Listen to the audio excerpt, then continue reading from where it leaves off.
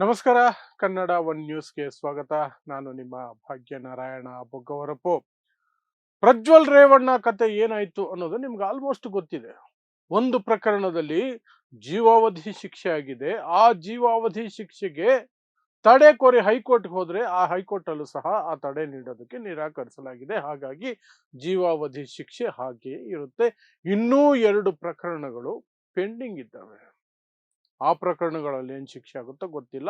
Almost ಅವುಗಳಲ್ಲೂ ಸಹ ಇದೇ ರೀತಿಯಾದಂತಹ ಶಿಕ್ಷೆ ಪ್ರಕಟ ಆಗುವ ಎಲ್ಲ ಸಾಧ್ಯತೆಗಳಿದೆ. ಇದರ ನಡುವೆ ಪ್ರಜ್ವಲ್ ರೇವಣ್ಣನ ಅಣ್ಣ ಸೂರಜ್ ರೇವಣ್ಣ, ಅವನ ಮೇಲೂ ಸಹ ಒಂದು ಕೇಸ್ ಇದೆ. ನಿಮಗೆ ನೆನಪಿದ್ರೆ ಕಳೆದ ವರ್ಷ ಜೂನ್ ತಿಂಗಳಲ್ಲಿ ಈ ಕೇಸ್ ಹೊರಗಡೆ ಬಂದಿತ್ತು. ಒಬ್ಬ ಜೆಡಿಎಸ್ ಪಕ್ಷದ ಕಾರ್ಯಕರ್ತ, ಪುರುಷ, ಜೆಡಿಎಸ್ ಪಕ್ಷದ ಕಾರ್ಯಕರ್ತ, ಪುರುಷ ದೂರು ಕೊಡ್ತಾನೆ. 2 ವರ್ಷಗಳ ಹಿಂದೆ ನನ್ನನ್ನ ಲೈಂಗಿಕವಾಗಿ ಶೋಷಣೆ ಮಾಡಿದ್ದಾನೆ ಅಂತ. ಒಂದು ಪುರುಷ ಇನ್ನೊಂದು ಪುರುಷನ ವಿರುದ್ಧ ಲೈಂಗಿಕ ಶೋಷಣೆಯ ಆರೋಪ ಮಾಡೋದು. ಅದು ಯಾರ ಮೇಲೆ? ಸೂರಜ್ ರೇವಣ್ಣನ ಮೇಲೆ. ಪ್ರಜ್ವಲ್ ರೇವಣ್ಣನ ಅಣ್ಣ ಸೂರಜ್ ರೇವಣ್ಣ, ದೇವೇಗೌಡರ ಮೊಮ್ಮಗ ಸೂರಜ್ ರೇವಣ್ಣ, ರೇವಣ್ಣ ಅವರ ಮಗ ಸೂರಜ್ ರೇವಣ್ಣ, ಎಚ್ ಡಿ ಕುಮಾರಸ್ವಾಮಿ ಅವರ ಅಣ್ಣನ ಮಗ ಸೂರಜ್ ರೇವಣ್ಣ, ನಿಖಿಲ್ ಕುಮಾರಸ್ವಾಮಿ ಅಣ್ಣ, ದೊಡ್ಡಪ್ಪನ ಮಗ ಸೂರಜ್ ರೇವಣ್ಣ. ಇದಿಷ್ಟು ಆ ಸೂರಜ್ ರೇವಣ್ಣ ಅನ್ನುವವನಿಗೆ ಇರುವ ಯೋಗ್ಯತೆಗಳು. ಸೇಮ್ ಲೈಕ್ ಪ್ರಜ್ವಲ್ ರೇವಣ್ಣನಿಗೆ. ಅವರು ಕಡಿದು ಕಟ್ಟೆ ಹಾಕಿದ್ದು ಏನೂ ಇಲ್ಲ. ದೇವೇಗೌಡರ ಮೊಮ್ಮಕ್ಕಳು ಅನ್ನೋ ಒಂದೇ ಕಾರಣಕ್ಕೇನೆ ಎಲ್ಲವನ್ನೂ ಅನುಭವಿಸ್ಕೊಂಡು ಬಂದ್ರು. ಎಲ್ಲೆಲ್ಲಿ ಮುಕ್ಕಬೇಕು ಅಲ್ಲೆಲ್ಲ ಮುಕ್ಕಿದ್ರು. ಈಗ ಸಿಕ್ಕಾಕೊಂಡು ವಿಲ ವಿಲ ವಿಲ ವಿಲ ಅಂತ ಒದ್ದಾಡ್ತಿದ್ದಾರೆ. ಸೂರಜ್ ರೇವಣ್ಣಂದು ಈಗೇನಾಯ್ತು? ಇದ್ದಕ್ಕಿದ್ದ ಹಾಗೆ ಅವನು ಬೇಲಲ್ಲಿ ಆಚೆ ಇದ್ದಾನಲ್ಲ, ಬಿ ರಿಪೋರ್ಟ್ ಆಗಿತ್ತಲ್ಲ ಅಂತ. ಈ ಕಳೆದ ವರ್ಷ ಜೂನ್ ಅಲ್ಲಿ ಅವನ ಮೇಲೆ ಕೇಸ್ ಬಂದ ತಕ್ಷಣ ಅರೆಸ್ಟ್ ಆಯ್ತು. ಒಂದಷ್ಟು ದಿನ ಜುಡಿಷಿಯಲ್ ಕಸ್ಟಡಿಗೆ ಹೋದ, ಜೈಲಲ್ಲಿ ಇರಬೇಕಾಯ್ತು. ಡಿಸೆಂಬರ್ ಹೊತ್ತಿಗೆ ಬೇಲ್ ಸಿಕ್ತು. ಬೇಲಲ್ಲಿ ಹೊರಗಡೆ ಬಂದ. ಆ ನಂತರ ಸ್ವಲ್ಪ ತಿಂಗಳ ನಂತರ ಬಿ ರಿಪೋರ್ಟ್ ಸಬ್ಮಿಟ್ ಮಾಡಿದ್ರು. ಯಾರು? ಪೊಲೀಸರು. ಈ ಪ್ರಕರಣದಲ್ಲಿ ಯಾವುದೇ ಸಾಕ್ಷ್ಯಗಳು ಇಲ್ಲ, ಯಾವುದೇ ಹುರುಳಿಲ್ಲ, ನಾವು ಬಿ ರಿಪೋರ್ಟ್ ಸಬ್ಮಿಟ್ ಮಾಡ್ತಿದ್ದೀವಿ ಅಂತ. ಆದರೆ ನಿನ್ನೆ ಜನಪ್ರತಿನಿಧಿಗಳ ವಿಶೇಷ ನ್ಯಾಯಾಲಯ ಸೂರಜ್ ರೇವಣ್ಣಗೆ ಬಿ ರಿಪೋರ್ಟ್ ಹಾಕಿದ್ರಲ್ಲ ಪೊಲೀಸರು, ಅದನ್ನ ತಿರಸ್ಕರಿಸಿದೆ. ತನಿಖೆಯನ್ನ ಮುಂದುವರಿಸಿ ಅಂತ ಆದೇಶ ಕೊಟ್ಟಿದೆ ಪೊಲೀಸರಿಗೆ. ಇಲ್ಲಿ ಪೊಲೀಸರು ಅದು ಯಾವ ಆಧಾರದ ಮೇಲೆ ಬಿ ರಿಪೋರ್ಟ್ ಹಾಕೋದು ಗೊತ್ತಿಲ್ಲ. ಹಾಗಾದ್ರೆ ಆರೋಪಗಳೇನು ಸೂರಜ್ ರೇವಣ್ಣ ಮೇಲೆ? ಅಂದ್ರೆ ಅನ್ಯಾಚುರಲ್ ಸೆಕ್ಸ್, ಅಸ್ವಾಭಾವಿಕ ಪ್ರಕೃತಿಗೆ ವಿರುದ್ಧವಾದಂತಹ ಲೈಂಗಿಕ ಕ್ರಿಯೆ ಗಂಡಸಿಗೆ ಮಾಡಿರೋದು. ಅದು ಸಹ ಆತನ ಒಪ್ಪಿಗೆ ಇಲ್ಲದೆ ಅಥವಾ ಬಲವಂತಕ್ಕೆ. ಮತ್ತು ಅದನ್ನ ಹೊರಗಡೆ ಹೇಳಿದ್ರೆ ನಿನ್ನನ್ನು ಕೊಂದು ಹಾಕ್ತೀನಿ ಅನ್ನುವಂಥ ಬೆದರಿಕೆ, ಕೊಲೆ ಬೆದರಿಕೆ. ಈ ಕೇಸು ಅವನ ಮೇಲೆ ಇರುವಂಥದ್ದು. ಇದಿಷ್ಟು ನಡೆದಿರಬೇಕಾದ್ರೆ ಬಿ ರಿಪೋರ್ಟ್ ಹಾಕಿದಾಗ ಕೋರ್ಟ್ ಒಪ್ಪುಬಿಟ್ಟಿದ್ರೆ ಬಚಾವಾಗ್ಬಿಡ್ತಿದ್ದ. ಒಬ್ಬ ಪ್ರಜ್ವಲ್ ರೇವಣ್ಣ ಅಂತೂ ಬಚಾವಾಗೋದು ಬಹಳ ಬಹಳ ಬಹಳ ಬಹಳ ಕಷ್ಟ ಇದೆ. ಆದ್ರೆ ಸೂರಜ್ ರೇವಣ್ಣ ಬಚಾವಾಗ್ಬಿಡ್ತಿದ್ದ. ಬಟ್ ಈಗ ಅದಕ್ಕೂ ಅವಕಾಶ ಇಲ್ಲದಂತಾಗಿದೆ. ಬಿ ರಿಪೋರ್ಟ್ ಅನ್ನ ಒಪ್ಪಿಲ್ಲ ಕೋರ್ಟು. ತನಿಖೆ ಮುಂದುವರಿಬೇಕು ಅಂತ. ಬಟ್ ಆ ತನಿಖೆನ ಈ ಪೊಲೀಸರು ಯಾವ ಮಟ್ಟದಲ್ಲಿ ಮಾಡ್ತಾರೋ ಗೊತ್ತಿಲ್ಲ. ಬಿ ರಿಪೋರ್ಟ್ ಕೊಟ್ಟಂತಹ ಪೊಲೀಸರ ಕೈಯಲ್ಲಿ ತನಿಖೆ ಮುಂದುವರಿಸಿ ಅಂತ ಹೇಳೋದು, ಅದು ಎಲ್ಲಿಗೆ ಹೋಗಿ ಮುಟ್ಟುತ್ತೋ ಗೊತ್ತಿಲ್ಲ. ಅಂಟಿಲ್ ಅನ್ಲೆಸ್ ಅದಕ್ಕೆ ಬೇರೆ ಟೀಮು ಕೊಟ್ಟು, ಬೇರೆ ಪೊಲೀಸರು ಕೊಟ್ಟು, ಸ್ಪೆಷಲ್ ಆಗಿ ಅವರಿಗೆ ಏನಾದ್ರು ಕೊಟ್ಟು, ಪವರ್ಸ್ ಕೊಟ್ಟು ಮಾಡಿದ್ರೆ ಉಂಟು. ಬಟ್ ಆದರೆ ಸದ್ಯಕ್ಕಂತೂ ಇವನ ಭವಿಷ್ಯ ಸಹ ಅಂಧಕಾರದಲ್ಲೇ ಕಾಣ್ತಾ ಇದೆ. ಯಾಕೆ ಇವರಿಬ್ಬರ ಬಗ್ಗೆ ನಾವು ಈಗ ಅಷ್ಟು ಸೀರಿಯಸ್ ಆಗಿ ಚರ್ಚೆ ಮಾಡಬೇಕು? ಇದೆಲ್ಲ ಆಗಿ ಹೋಗಿದೆಯಲ್ಲ. ಅವನು 1.5 ವರ್ಷದಿಂದ ಆ ಕಾಮಿಷ್ಟ ಜೈಲಲ್ಲೇ ಇದ್ದಾನೆ ಪ್ರಜ್ವಲ್ ರೇವಣ್ಣ.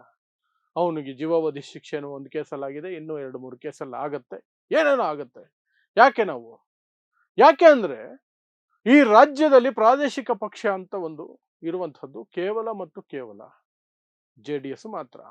ಬೇರೆ ಪಕ್ಷಗಳಿರ್ಬೋದು, ಸಣ್ಣ ಪುಟ್ಟ ಪಕ್ಷಗಳು ಅಂತಲೇ ಹೇಳಬೇಕಾಗತ್ತೆ. ಯಾಕಂದ್ರೆ ಅವುಗಳಿಗೆ ಚುನಾವಣೆಯಲ್ಲಿ ಇಲ್ಲಿಯವರೆಗೆ ಯಾವುದೇ ರೀತಿಯಾದಂತಹ ಜಯ ಸಿಕ್ಕಿಲ್ಲ. ಆದ್ರೆ ಜೆಡಿಎಸ್ಗೆ ಒಂದು ಶಕ್ತಿ ಇದೆ. ಕರ್ನಾಟಕದ ದಕ್ಷಿಣ ಭಾಗದಲ್ಲಿ ಒಂದು ಶಕ್ತಿ ಇದೆ. ಅಲ್ಲಿ ಒಕ್ಕಲಿಗ ಮತದಾರರ ವೋಟ್ ಬ್ಯಾಂಕ್ ಆಧಾರದ ಮೇಲೆ ಇಲ್ಲಿಯವರೆಗೆ ಸ್ವಲ್ಪ ಮುಸ್ಲಿಂ ಮತಗಳನ್ನು ಸಹ ಪಡ್ಕೊಳ್ತಿದ್ರು. ಆದ್ರೆ ಈಗ ಯಾವಾಗ ಹೋಗಿ ನರೇಂದ್ರ ಮೋದಿ ಕಾಲಿಗೆ ಬಿದ್ದು ಶರಣಾಗಿ ಹಿಂದುತ್ವದ ಗುಲಾಮರಾದ್ರು, ಆಗ ಮುಸ್ಲಿಂ ಓಟುಗಳು ಕೈ ತಪ್ಪದು ಅಂತ ಇಟ್ಕೊಳ್ಳಿ. ಬಟ್ ಈಗಲೂ ಸಹ ಒಕ್ಕಲಿಗ ಮತ ಬ್ಯಾಂಕ್ ಒಂದಷ್ಟು ಅವ್ರ ಕೈಲಿದೆ. ನಾವೇ ಒಕ್ಕಲಿಗರ ಸರ್ವೋಚ್ಚ ನಾಯಕರು ಅಂತ ಹೇಳ್ಕೊಂಡು ಓಡಾಡ್ತಿರ್ತಾರೆ. ದೇವೇಗೌಡರು ಓಡಾಡ್ತಾರೆ, ಕುಮಾರಸ್ವಾಮಿನೂ ಓಡಾಡ್ತಾರೆ.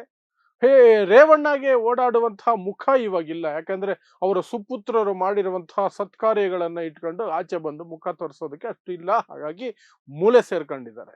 ಇನ್ನು ಆ ರೇವಣ್ಣ ಅವರ ಹೆಂಡತಿ ಇದಾರಲ್ಲ, ಭವಾನಿ ರೇವಣ್ಣ, ಅವ್ರದ್ದು ಬಿಡಿ. ಅವರು ಬಡವರು ಅಂದ್ರೆ ಬಸ್ಸಿಗೆ ಸಿಕ್ಕಿ ಸಾಯ್ಬೇಕು, ಸಾಯೋಕೆ ಹುಟ್ಟಿರೋದು. ಅವರನ್ನು ಯಾರು ಎದುರುಗಡೆ ಬರಬಾರ್ದು, ಅವ್ರ ಗಾಡಿಗಳನ್ನ ಯಾರು ಟಚ್ ಮಾಡಬಾರ್ದು. ಅವ್ರ ಗಾಡಿ ಟಚ್ ಮಾಡಿದ ತಕ್ಷಣ ಸತ್ತೋಗ್ಬಿಡ್ಬೇಕು. ಅವ್ರ ಗಾಡಿ ಟಚ್ ಮಾಡಿ ಯಾಕೆ ಬದುಕಿರ್ಬೇಕು? ಬಡವರು ಬದುಕಿರಬಾರ್ದು. ಹೀಗೆಲ್ಲ ಶಾಪ ಹಾಕೊಂಡು ಓಡಾಡ್ತಿದ್ದಂತಹ ಮಹಿಳೆ ಇವತ್ತು ಇಬ್ರು ಮಕ್ಕಳು, ಒಬ್ಬ ಅಂತೂ ಆಲ್ಮೋಸ್ಟ್ ಜೈಲಲ್ಲೇ ಜೀವನ ಕಳೆಯೋ ಪರಿಸ್ಥಿತಿ ಬಂದಿದೆ. ಇನ್ನೊಬ್ಬ ಒಂದು ಕಡೆ ಅವಮಾನ, ಇಂಥ ಬಾಳ ನಿಂದು ಅಂತ. ಇನ್ನೊಂದು ಕಡೆ ಕೋರ್ಟ್ ಬಿ ರಿಪೋರ್ಟ್ ಸಹ ತಿರಸ್ಕರಿಸಿ ಮತ್ತೆ ತನಿಖೆ ಮಾಡಿ ಅಂತ ಹೇಳಿರುವಂತಹ ಪರಿಸ್ಥಿತಿ. ಮುಂದೆ ಶಿಕ್ಷೆ ಆಗುವಂತಹ ಸಾಧ್ಯತೆಗಳಿದೆ ಅನ್ನುವ ಭಯ, ಆತಂಕ 24 ಗಂಟೆ ಇರುತ್ತೆ. ಇದು ಅವರ ಬಾಳು. ಹಾಗಾಗಿ ಎಚ್ ಡಿ ರೇವಣ್ಣ ಕುಟುಂಬನ ಪಕ್ಕಕ್ಕೆ ಇಟ್ಬಿಡೋಣ. ಅದು ಈಗ ಇದ್ದು ಇಲ್ಲದಂಗೆ, ಅದು ಇದ್ದು ಇಲ್ಲದಂಗೆ. ಏನೋ ಎಲೆಕ್ಷನ್ ಬಂದ್ರೆ ಒಂದ್ ಸೀಟ್ ಅವ್ರಿಗೆ, ರೇವಣ್ಣನಿಗೆ ಒಂದ್ ಸೀಟ್ ಕೊಡ್ತಾರೆ. ರೇವಣ್ಣಗೆ ಮಾನ ಮರ್ಯಾದೆ ಇದ್ರೆ, ಹೊಟ್ಟೆಗೆ ಅನ್ನ ತಿಂತಿದ್ರೆ, ನನಗೆ ಬೇಡ, ನನಗೆ ಟಿಕೆಟ್ ಬೇಡ ಅಂತ ಹೇಳಬೇಕು. ಬಟ್ ಹೇಳಲ್ಲ. ಆ ಜನ್ಮನೇ ಅಷ್ಟು, ಹೇಳಲ್ಲ. ಬಿಡಿ ಅದರ ಕತೆ. ಈ ಕಡೆ ಕುಮಾರಸ್ವಾಮಿ ಮತ್ತು ದೇವೇಗೌಡರ ಕಡೆಗೆ ಬರ್ಬೇಕಾಗತ್ತೆ ನಾವು. ಇಲ್ಲಿ ಸುತ್ತಿ ಅಲ್ಲಿ ಸುತ್ತಿ. ಯಾಕೆಂದ್ರೆ ಕುಮಾರಸ್ವಾಮಿ ದಿನ ಬೆಳಗಾದ್ರೆ ಬೇರೆ ಎಲ್ರ ಮೇಲೂ ಟೀಕೆ ಮಾಡ್ತಿರ್ತಾರೆ. ಮತ್ತು ತನ್ನ ಮಗನ ಸೋಲಿಗೆ ಮುಸ್ಲಿಮರೇ ಕಾರಣ ಅನ್ನುವಂಥ ದ್ವೇಷ, ಕೋಪ ಎಲ್ಲ ಸುತ್ತಿಸ್ಕೊಂಡು ಈಗ ಮುಸ್ಲಿಮರನ್ನು ಸಹ ವಾಚಾಮಗೋಚರವಾಗಿ ದ್ವೇಷ ಮಾಡ್ಕೊಂಡು ಬರುವಂತಹ ಪರಿಸ್ಥಿತಿಗೆ ಕುಮಾರಸ್ವಾಮಿ ಹೋಗಿದ್ದಾರೆ. ಪ್ರತಿಯೊಂದು ವಿಚಾರದಲ್ಲೂ ಸಹ ನನಗೆ ಗೊತ್ತಿಲ್ಲದೆ ಇರುತ್ತಾ ಬ್ರದರ್, ನನ್ನ ಹತ್ರ ಎಲ್ಲ ಡೀಟೇಲ್ಸ್ ಇರುತ್ತೆ ಅಂತ ಜೇಬಿಂದ ಪೆನ್ ಡ್ರೈವ್ ತೆಗೆದು ತೋರಿಸಿದ ವ್ಯಕ್ತಿ, ತನ್ನದೇ ಕುಟುಂಬದ, ತನ್ನದೇ ಮಕ್ಕಳು, ಅಣ್ಣನ ಮಕ್ಕಳಾದ್ರೇನು ಮಕ್ಕಳೇನೆ, ತನ್ನದೇ ಕುಟುಂಬದ ಸದಸ್ಯರು ಮಾಡ್ತಿದ್ದ ಹಲ್ಕಟ್ಟು ಕೆಲಸಗಳು ಗೊತ್ತಿರ್ಲಿಲ್ವಾ ಕುಮಾರಸ್ವಾಮಿಗೆ? ಒಂದೋ ನನಗೆಲ್ಲ ಗೊತ್ತು ಅಂತ ಬಿಲ್ಡಪ್ ಕೊಡೋದು ಸುಳ್ಳು ಕುಮಾರಸ್ವಾಮಿ. ಇಲ್ಲ, ಎಲ್ಲ ಗೊತ್ತಿರೋ ವಿಚಾರ, ಎಲ್ಲ ಮಾಹಿತಿ ಎಲ್ಲ ಕಡೆಯಿಂದ ಪಡ್ಕೊಳ್ಳೋ ಶಕ್ತಿ ನನಗಿದೆ ಅನ್ನೋದೇ ನಿಜ ಆಗಿದ್ರೆ, ಇವರ ಬಗ್ಗೆನೂ ಗೊತ್ತಿರುತ್ತೆ. ಗೊತ್ತಿದ್ದು ಸಮಾಜಕ್ಕೆ ದ್ರೋಹ ಬಗೆದಿರೋದು ಅಂತ ಪರಿಗಣಿಸ್ಬೇಕಾಗತ್ತೆ. ಎರಡರಲ್ಲಿ ಒಂದಾಗಬೇಕಾಗತ್ತೆ. ಕುಮಾರಸ್ವಾಮಿ ನನಗೆಲ್ಲ ಗೊತ್ತು ಅನ್ನೋ ಸುಳ್ಳಾಗಬೇಕು, ಅಥವಾ ಕುಮಾರಸ್ವಾಮಿಗೆ ಈ ಇಬ್ರು ಹಲ್ಕಟ್ಟು ಕೆಲಸ ಮಾಡ್ತಿದ್ದು ಗೊತ್ತಿದ್ದು ಸಹ ನನಗೆ ರಾಜಕೀಯನೇ ಮುಖ್ಯ ಅನ್ಕೊಂಡು ಯಾರು ಹೆಂಗನ ಹಾಳಾಗೋಗ್ಲಿ, ನನ್ನ ಕುಟುಂಬದವ್ರು ಚೆನ್ನಾಗಿರ್ಬೇಕು, ನನ್ನ ಕುಟುಂಬದವ್ರು ಎಲ್ಲ ಗೆದ್ದು ಬಿಡ್ಬೇಕು ಎಲೆಕ್ಷನ್ ಅಲ್ಲಿ ಅನ್ನುವಂತಹ ನೀಚ ಮನಸ್ಥಿತಿಯಲ್ಲಿ ಕುಮಾರಸ್ವಾಮಿ ಅದನ್ನ ಬಚ್ಚಿಟ್ಟಿರ್ಬೇಕು. ಎರಡರಲ್ಲೊಂದು. ಅದನ್ನು ಕುಮಾರಸ್ವಾಮಿನೇ ಓಪನ್ ಆಗಿ ಹೇಳಬೇಕು, ಯಾವುದು ನಿಜ ಯಾವುದು ನಿಜ ಅಂತ. ಇನ್ನು ದೇವೇಗೌಡರು ಈ ವಯಸ್ಸಿನಲ್ಲಿ ಒಂದೇ ಒಂದು ದಿನ ಆದ್ರೂ ಇಂತಹ ಮೊಮ್ಮಕ್ಕಳು ಹುಟ್ಟಿರೋದಕ್ಕೆ ನನಗೆ ನಾಚಿಕೆ ಆಗ್ತಿದೆ. ನಾನು ಕ್ಷಮೆ ಕೇಳ್ತೀನಿ ರಾಜ್ಯದ ಜನತೆನ. ತಪ್ಪು ಅವರೇ ಮಾಡಿರ್ಬಹುದು, ನನ್ನ ಕಡೆಯಿಂದ ಇಲ್ಲದೆ ಇರಬಹುದು, ನನ್ನ ಗಮನಕ್ಕೆ ಬರದೇ ಇರಬಹುದು, ಏನೇ ಆಗಿರ್ಲಿ. ಆದ್ರೂ ನನ್ನ ಮೊಮ್ಮಕ್ಕಳಾಗೋ ಕಾರಣಕ್ಕೆ ನಾನು ಅವರನ್ನ ಧಿಕ್ಕರಿಸ್ತೀನಿ. ಆ ಮಾತಿಲ್ವೇ ಇಲ್ವಲ್ಲ, ಇವತ್ತಿಗೂ ಇಲ್ಲ. ಇವತ್ತಿಗೂ ನನ್ನ ಮೊಮ್ಮಕ್ಕಳು ಸಾಚಾಗಳು, ಅವ್ರ ಮೇಲೆ ಸಂಚು ನಡೆದಿದೆ, ಷಡ್ಯಂತ್ರ ನಡೆದಿದೆ ಅಂತ ಹೇಳುವಂತಹ ಮನಸ್ಥಿತಿಯಲ್ಲಿ ಇರುವಂತಹ ದೇವೇಗೌಡರು ಈ ವಯಸ್ಸಿನಲ್ಲಿ. ಅದು ಏನು ಕರ್ಮನ ಗೊತ್ತಿಲ್ಲ. ಈ ವಯಸ್ಸಲ್ಲಿ ಇಷ್ಟು ನೀಚ ಮನಸ್ಥಿತಿ ಒಬ್ಬ ಮನುಷ್ಯನಿಗೆ ಬರುತ್ತೆ ಅಂದ್ರೆ, ಇನ್ನು ಆ ವಯಸ್ಸುಗಳಲ್ಲಿ ಏನೆಲ್ಲ ಮಾಡಿರ್ಬಹುದು ರಾಜಕೀಯವಾಗಿ, ಏನೆಲ್ಲ ಮಾಡಿರಬಹುದು ರಾಜಕೀಯವಾಗಿ, ತನ್ನ ರಾಜಕೀಯ ಶತ್ರುಗಳ ವಿಚಾರದಲ್ಲಿ ಅಥವಾ ಜೊತೆಯಲ್ಲಿರೋರ ವಿಚಾರದಲ್ಲಿ. ಸೊ ದೇವೇಗೌಡರದ್ದು ಆ ಕತೆ, ಕುಮಾರಸ್ವಾಮಿದು ಈ ಕತೆ. ಬೇಕಾದಾಗ ನನ್ನ ಮಗ ಇವನಿಗೆ ಓಟ್ ಹಾಕಿ ಅಂತ ಕೈ ಹಿಡ್ಕೊಂಡು ಮೇಲಕ್ಕೆತ್ತಿ ಪ್ರಜ್ವಲ್ ರೇವಣ್ಣನಿಗೆ ಓಟ್ ಹಾಕ್ಸಿ, ಈಗ ಸಿಕ್ಕಾಕೊಂಡ ಮೇಲೆ ಆ ಕುಟುಂಬಕ್ಕೂ ನಮ್ಗೆ ಸಂಬಂಧನೇ ಇಲ್ಲ, ಅವ್ರು ಯಾರೋ ಬೇರೆಯವರು, ನಮ್ಮ ಕುಟುಂಬ ಅಂದ್ರೆ ನಾನು ದೇವೇಗೌಡರು, ನನ್ನ ಮಗ, ನನ್ನ ಹೆಂಡತಿ, ಇಷ್ಟೇನೆ ಅಂತ ಹೇಳ್ಕೊಂಡು ಓಡಾಡ್ತಾರಲ್ಲ ಕುಮಾರಸ್ವಾಮಿ, ಅದು ನಾಚಿಕೆಗೇಡಿನ ಸಂಗತಿ. ಅದು ಕುಮಾರಸ್ವಾಮಿನೂ ಇಲ್ಲಿಯವರೆಗೆ ಅವ್ರು ಮಾಡಿರೋದು ತಪ್ಪು, ಶಿಕ್ಷೆನೇ ಆಗೋಯ್ತಲ್ಲ, ಇನ್ನೂ ಏನು ಷಡ್ಯಂತ್ರ ಪಡ್ಯಂತ್ರ ಅನ್ಕೊಂಡು ಬುಡಾಂಗ್ ಬಿಡೋದು ಅವರು. ಶಿಕ್ಷೆನೇ ಆಯ್ತಲ್ಲ, ಕೋರ್ಟ್ ಜೀವಾವಧಿನ ವಿಧಿಸ್ಬಿಡ್ತಲ್ಲ, ಸಾಕ್ಷ್ಯ ಇಲ್ಲದ ಜೀವಾವಧಿ ವಿಧಿಸ್ಬಿಡ್ತಾರ.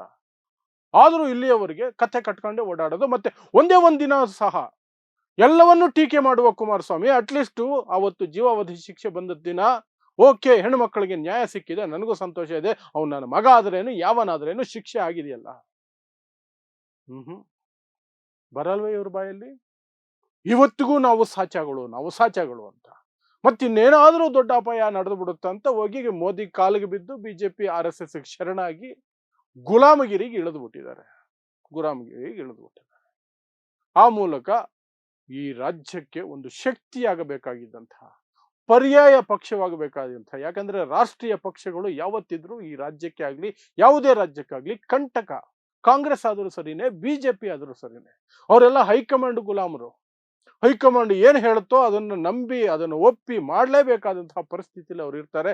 ರಾಜ್ಯದ ಹಿತಾಸಕ್ತಿ ಅವರಿಗೆ ಸೆಕೆಂಡ್ ಲೆವೆಲಲ್ಲಿ ಬರುತ್ತೆ, ಫಸ್ಟ್ ಲೆವೆಲಲ್ಲಿ ಬರಲ್ಲ. ರಾಜ್ಯದ ಹಿತಾಸಕ್ತಿ ಕಾಪಾಡಬೇಕು ಅಂದ್ರೆ ಒಂದು ಪ್ರಾದೇಶಿಕ ಪಕ್ಷ ಶಕ್ತಿಯುತವಾಗಿರಬೇಕು. ಆ ಅವಕಾಶ JDSಗೆ ಇತ್ತು, ಇವತ್ತಿಗೂ ಇದೆ, ಬದಲಾಯಿಸ್ಕೊಂಡ್ರೆ, ತಮ್ಮ ಮನಸ್ಥಿತಿಯನ್ನು ಬದಲಾಯಿಸ್ಕೊಂಡ್ರೆ. ಆದರೆ ಇಲ್ಲ, ಒಂದು ರಾಷ್ಟ್ರೀಯ ಪಕ್ಷಕ್ಕೆ ಗುಲಾಮಗಿರಿ, ಇನ್ನೊಂದು ತನ್ನದೇ ಕುಟುಂಬ ಮಾಡುವಂತಹ ಎಲ್ಲ ಹೊಲಸು ಕೆಲಸಗಳನ್ನು ಸಹ ಷಡ್ಯಂತ್ರ ಅಂತ ಅದನ್ನು ಸಮಜಾಯಿಸಿ ಕೊಟ್ಕೊಂಡು, ಏನೂ ಮಾಡಿಲ್ಲ ನಮ್ಮ ಮನೆಯವರು, ನಾವು ಸಾಚಾಗಳು ಅಂತ ಹೇಳ್ಕೊಂಡು ಓಡಾಡುವಂತಹ ಸುಳ್ಳು ಬುರುಕುತನ. ಇದರಿಂದ ರಾಜ್ಯಕ್ಕೆ ನಷ್ಟ ಆಗಿದೆ. ಒಂದು ಕ್ಷೇತ್ರೀಯ ಪಕ್ಷ, ಒಂದು ಪ್ರಾದೇಶಿಕ ಪಕ್ಷ ಶಕ್ತಿಯಾಗಬೇಕಾಗಿದ್ದಂಥದ್ದು ವೀಕ್ನೆಸ್ ಆಗಿದೆ. ಸೊ ರಾಜ್ಯಕ್ಕೆ ಆಗಿರುವ ನಷ್ಟ ಇದು.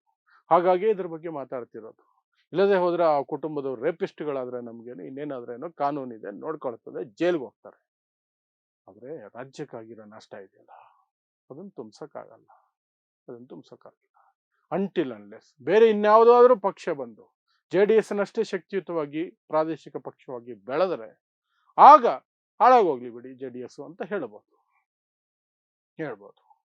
ಬಟ್ ಬೇರೆ ಯಾವುದು ಪರ್ಯಾಯಗಳು ಬರ್ತಿಲ್ಲ ಅಷ್ಟೇ.